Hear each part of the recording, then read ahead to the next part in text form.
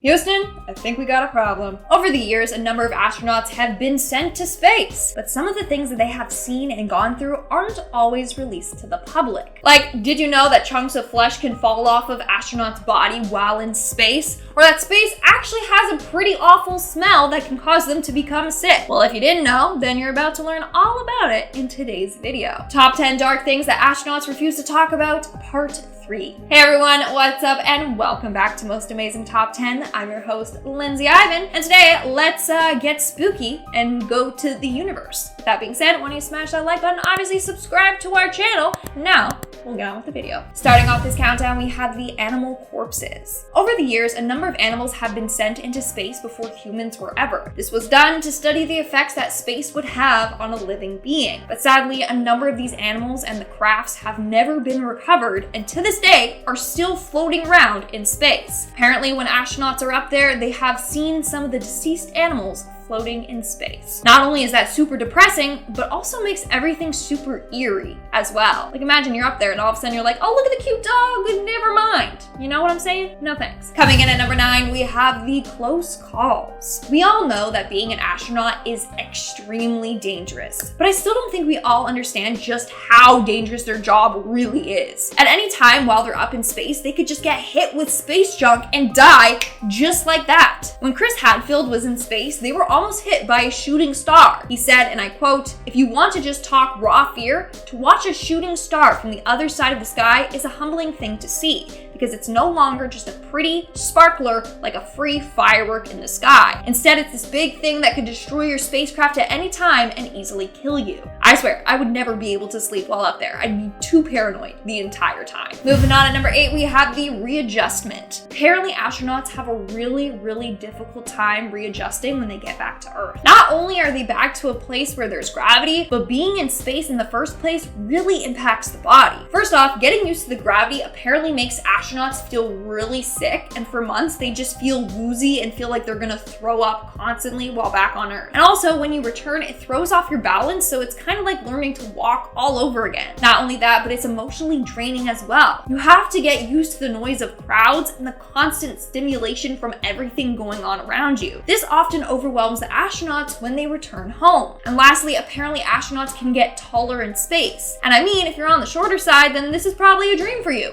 But no, apparently it's super painful. You grow in space and then you come back down to Earth and you shrink in size, and it can cause extreme back and leg pain for years. And at number 7, we have the radiation levels. While in space, astronauts are exposed to approximately 50 to 2,000 millisieverts during a 6-month period. Being exposed to 100 millisieverts puts you at a huge risk for developing cancer. Not only that, but they are at a risk for gene mutation, which can affect their future children. I'm telling you, astronauts literally sacrifice their entire lives just to go to space. It is crazy. In our 6th spot today, we have the trained PA. Okay, I certainly never knew about this, and it's quite wild to think about. But when astronauts are in space, they can't tell when their bladders are full. That's because the urine is floating around in the bladder instead of being at the bottom of the bladder. So astronauts aren't able to tell when they have to go pee. They can only ever tell when the bladder is almost full, which obviously can cause bladder and kidney problems. So what astronauts have to do is undergo special bathroom training. They are actually trained to relieve themselves every 2 hours. That's insane when you really think about it. Like, the training they go through is intense. They really have thought about everything. We are now at our 5th and halfway mark with the germs. This is another thing that we don't really think about when we think of astronauts. But basically, being in a spaceship is a really germy environment. Think about it. When a person sneezes on Earth, the snot particles shoot about 3 to 6 feet, and then gravity just knocks it down, you know? But in space, there's no gravity. So if an astronaut sneezes or coughs, their particles are lingering in the air for their companions to breathe in and enjoy. First off, gross. Second, this allows sickness to spread very quickly on board, which is a huge hazard. And at number 4 today, we have the flesh falling off. Yes, it's as horrific as it sounds. Basically, after a month in space, an astronaut will lose chunks of flesh off of their feet. All the calluses on the bottom of their feet will fall off. On the plus side, their feet will be as smooth as a newborn baby. The negative side, The chunks of flesh will float freely throughout the cabin. In fact, when astronauts take off their clothes, they have to make sure that they do it near a vent so that it can suck in all the dead skin cells. Or else, you'll be minding your own business and then all of a sudden, a chunk of somebody else's foot is just gonna be like floating by your face. Not pleasant if you ask me. Moving on to number 3, we have the smell of space. Apparently, space has a really nasty smell. So if you got a sensitive nose like me, maybe rethink your career choice. People have described the smell as hot metal or welding fumes. Others say it smells sulfurous. The worst description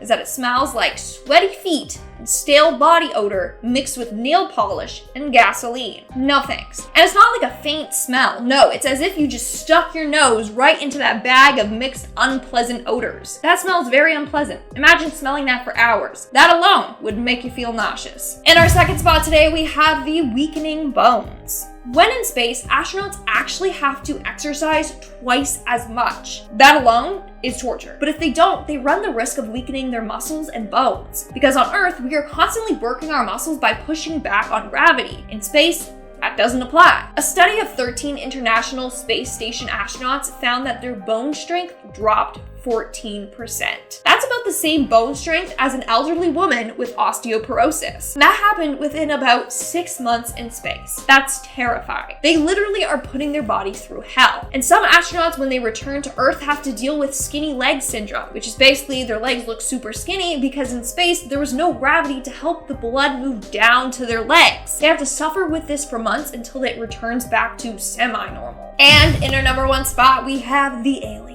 Because I can't talk about space without talking about aliens. Now, it may just be that when Neil Armstrong took his walk on the moon, he became the first person to do so, and also the first person to see aliens. So according to NASA, when Armstrong landed on the moon, they lost transmission with Neil for roughly 2 minutes. During those 2 minutes, Armstrong apparently sent this back to NASA, and I quote, "These babies were huge, sir, enormous. Oh God, you wouldn't believe it. I'm telling you, there are spacecrafts out there, lined up on the far side of the crater's edge. They're on the moon, watching us." That last part, they're on the moon, watching us? That's terrifying. So apparently NASA never received the signal, but it got sent to other radio hams. On top of that, Maurice Chatelain, former chief of NASA communications, confirmed that Armstrong did indeed report seeing 2 UFOs. But of course, if you bring this up to NASA, they will deny all claims, and they apparently lost all original recordings, which sounds hella suspicious. Like, how do you just misplace these recordings? Okay, NASA, okay. Alright guys, that's all for today's video. Let me know in the comments below which one of these facts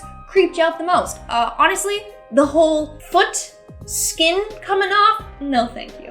Ugh. And now, speaking of comments, let's move on to our comment shout out portion. Diana Reed commented, "Your hair makes you look like Malfoy's mom. Haha." So Diana Reed is the name of one of my acting professors, so I hope it's not her making fun of me. But if it is, then hi Diana. If it's not, you know what? I take the compliment. I'll look like a Malfoy any day. Alicia Chisholm commented, "You are the best YouTube." I know we are. Smash that like button if you agree. Smash that like button if you don't agree. Whatever you do, hit that like button. You know what else is another good YouTube channel? Peach. You should check it out. Featuring me, myself, and I. Go check it out. Check it out. And Ruth Green commented, "All these videos are weird," with the annoyed rolled eye smiley face. Well, obviously they're getting recommended to you for a reason.